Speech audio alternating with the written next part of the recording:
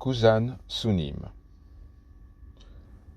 Si nous ne posons pas de questions, nous n'aurons pas de réponse.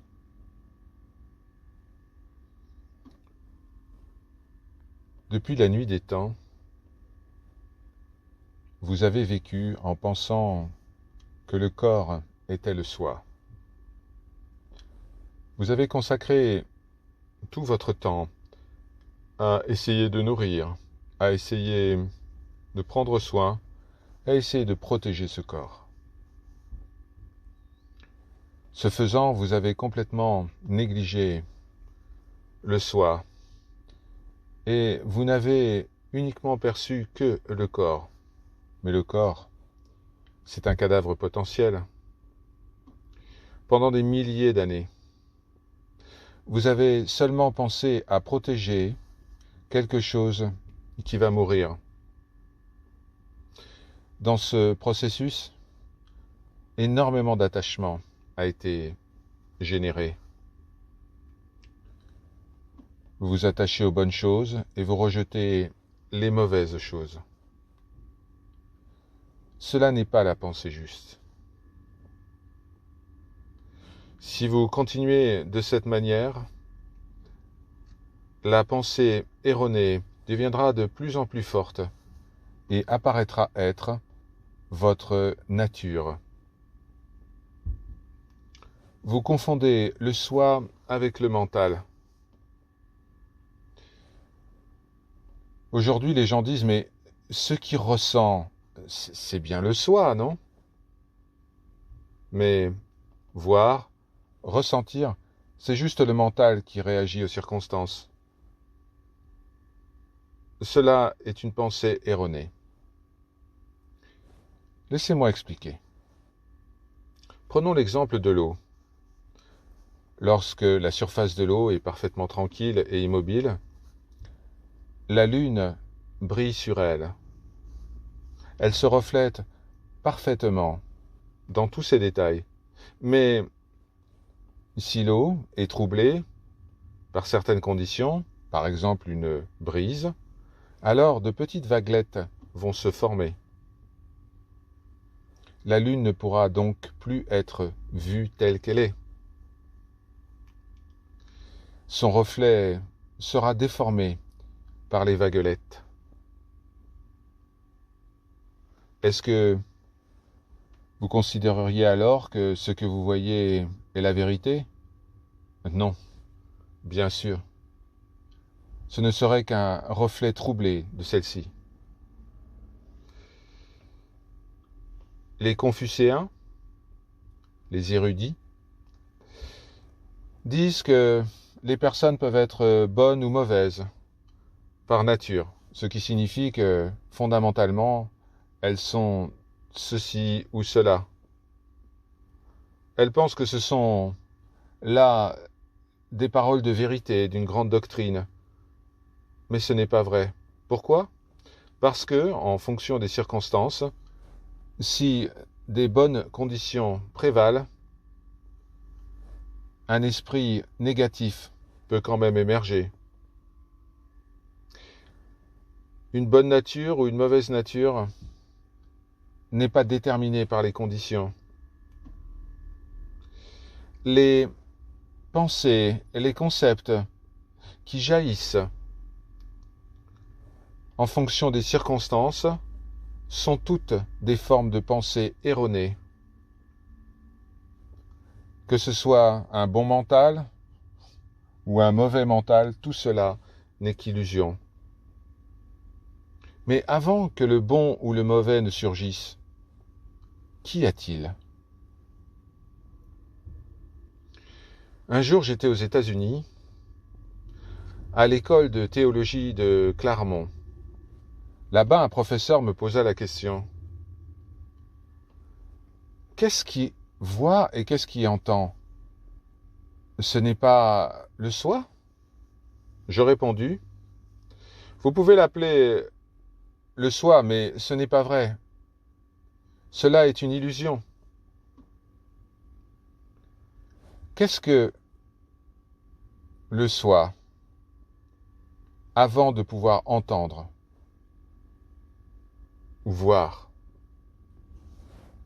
Il me répondit, il n'y a que vacuité avant qu'il y ait perception. Je répondis, si vous étiez assis là, sans aucune pensée, est-ce que vous seriez mort? Il me répondit, mais non, je ne serais pas mort. Alors je conclus, si vous n'êtes pas mort sans penser, ça veut dire qu'il y a quelque chose. Qu'est-ce que cette chose? Eh bien, vous devez trouver par vous-même et vous éveiller à cela. Il me répondit qu'il essaierait de méditer sur ce point. Vous pratiquez la méditation et vous savez aussi comment lever la main ou cligner des yeux, comment manger du riz ou boire de l'eau. Mais avant tout cela, il y a quelque chose, n'est-ce pas? Qu'est-ce que c'est? Sans attendre, vous devez vous concentrer et essayer de vous poser cette question. Qu'est-ce que c'est? Avant que toute pensée survienne. Vous devez être absolument clair à ce sujet. Si vous vous demandez simplement si cela est ce qui perçoit, alors vous ne savez pas ce que c'est. Pour accomplir cela, il faut du courage. Beaucoup de courage. Tout le monde essaye de prendre soin de son corps, même si c'est juste un cadavre potentiel. On le nourrit le plus correctement possible, on l'habille. On veut qu'il soit confortable. Durant des millénaires, toutes ces personnes ont obéi à leur corps et l'ont protégé. Et tout ce qu'elles ont fait, c'est générer un karma immense. Maintenant, vous devez comprendre qu'il est important que le corps obéisse au soi. Une fois que vous avez produit une attitude courageuse à ce sujet, vous ne saurez même pas ce que est manger ou dormir. Vous oublierez tout et vous pratiquerez la méditation, la vraie. De plus, il vous faut poser des questions. Comment pouvez-vous obtenir une réponse si vous ne posez pas de questions? Que vous soyez en train de dire, mais qu'est-ce que ceci, qu'est-ce que cela, qui suis-je? Si vous faites cela de temps en temps, de manière intermittente, eh bien, ce sera comme cet homme qui était assis dans la forêt et puis qui tout d'un coup voit un lapin qui court à toute vitesse et s'assomme sur un arbre. Alors, très content, il prend le lapin et le mange. Il se dit alors que cet arbre doit avoir des pouvoirs magiques. Il doit être un excellent moyen d'attraper plus de lapins. Alors, il a commencé à revenir pour voir si plus de lapins allaient se cogner la tête et mourir contre cet arbre. Mais il attendit, et encore, mais quelle était vraiment la probabilité qu'un autre lapin se cogne la tête et meure sur cet arbre? De même, si vous pratiquez avec intermittence, en attendant un résultat, le résultat du lapin qui s'assomme contre l'arbre, eh bien aucun progrès ne sera accompli.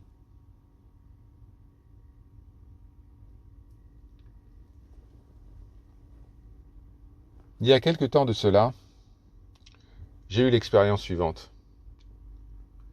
Il y avait un moine qui s'appelait Popchun Sunim, qui était très appliqué dans sa pratique méditative. Nous étions de la même sangha, alors nous voyagions et nous pratiquions ensemble. Un jour, nous nous sommes rendus à l'ermitage Sudoham et nous y sommes restés pendant un moment. Il y avait un autre moine là qui s'appelait Shangdam Sunim, qui était toujours très utile, qui se rendait toujours très utile par rapport aux autres. Eh bien, voulant développer son esprit de compassion, il avait pris sur lui le nettoyage des toilettes, nettoyage quotidien des toilettes. Mais, faisant cela, il attrapa la dysenterie. Il devint très malade. Il était presque à l'article de la mort. Comme notre ermitage était très isolé, il n'y avait pas de pharmacie à disposition ou de docteur à proximité. Ce moine décida alors, eh bien, si je dois mourir, je dois mourir. Si je dois vivre, je dois vivre. Cependant, il se souvint qu'il y avait une façon de lutter contre la dysenterie, c'était de manger de la nourriture crue. Et il fut soigné en quelques jours. Un peu plus tard, nous trois, nous partîmes en direction d'un autre ermitage. Nous atteignîmes la ville de Sangju au petit matin et nous mangeâmes là notre déjeuner. Mais juste après le déjeuner, Popchun Sunim eut des grandes douleurs dans l'estomac. Il ne pouvait même pas s'asseoir. Il se balançait d'avant en arrière. Alors, nous avons cherché partout dans la ville des médicaments de médecine orientale ou de médecine occidentale. On en a acheté quelques-uns, mais ça n'a pas aidé. Au final, l'estomac de Popchun Sunim s'est déchiré. Dans la ville de Sangju, il n'y avait pas d'hôpital où il aurait pu être opéré. Nous l'avons amené à un médecin qui nous a dit « Allez donc à Daegu », mais c'était un dimanche et il était trop tard pour quitter la ville. Nous avons décidé de nous rendre là-bas le lendemain matin. Je décidai de l'emmener également dans une maison, la maison d'un ami. Nous l'avons allongé sur le sol. Il soupirait, plein de détresse. « Je vais mourir, je vais mourir !» Alors il s'est tourné vers moi et m'a dit « Cependant, cher ami, pratiquez et emmenez-moi sur l'autre rive, la rive de l'éveil. » Je répondis « C'est dans notre nature de moine d'être parfaitement conscient de l'impermanence de la vie. En conséquence, nous devons être prêts à partir à chaque moment. En plus, il n'y a pas grand-chose que je puisse dire. Mais en ce qui concerne la relation entre les amis sur la voie de réalisation, nous devons essayer de nous aider les uns les autres, de cette vie à la suivante. Si j'atteins l'éveil en premier, eh bien, je vous aiderai à l'atteindre, et vice-versa. Dans ce cas, vous n'avez pas à vous inquiéter. Maintenant, voyons comment votre nuit va se dérouler. Comme d'habitude, nous nous sommes levés très tôt, aux environs 3 heures du matin.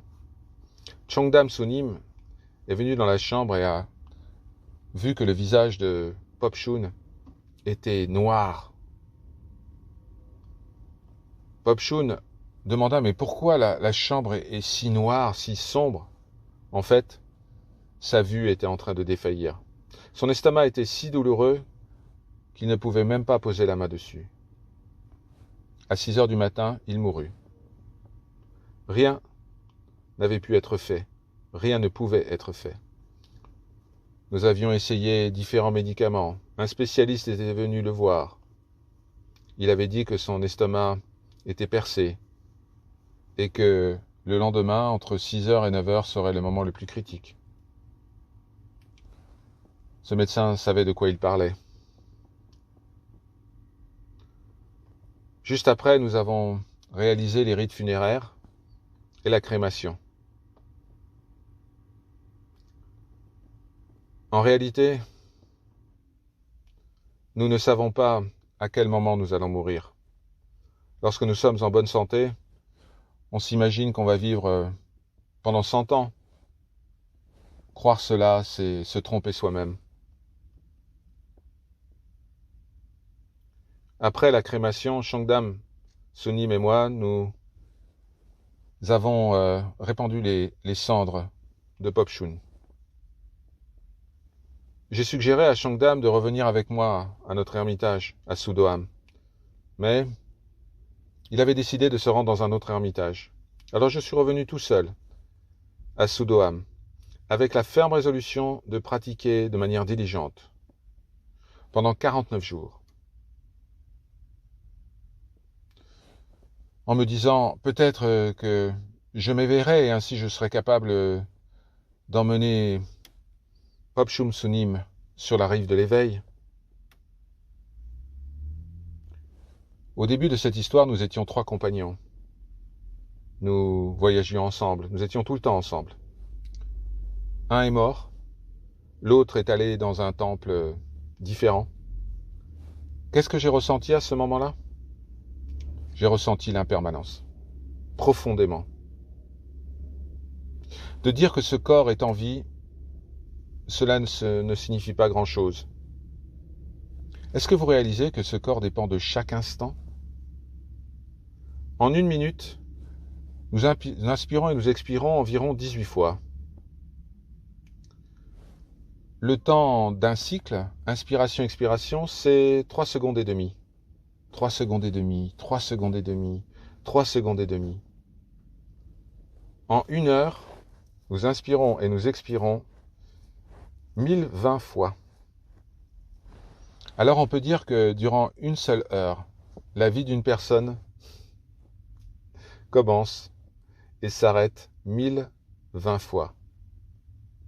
C'est comme la flamme d'une lampe à huile dans le vent ou comme la rosée sur l'herbe. Nous supportons cette vie précaire, mais nous ne savons pas à quel moment nous allons mourir. Pouvons-nous nous sentir vraiment en paix lorsque nous savons cela?